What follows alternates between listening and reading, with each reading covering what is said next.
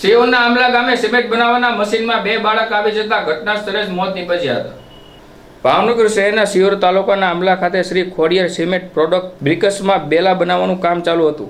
તે દરમિયાન અમાસના દિવસે કડિયા કામ બંધ હોય અને 2 બાળક જયરાજસિંહ ભગોરા અને રાજવીર ભગોરા રહે પીપરિયા તાલુકો સિગવડ જિલ્લો દાહોદ. જ્યારે 2 બાળકોની માતા વિડીયો કોલમાં વાત કરતી વેળાએ એક 1.5 વર્ષનો બાળક અને એક 4 વર્ષનો બાળક સિમેન્ટ બ્રિક્સમાં મશીનમાં આવી જતા બંને બાળકના કરુણ મોત નીપજ્યા હતા.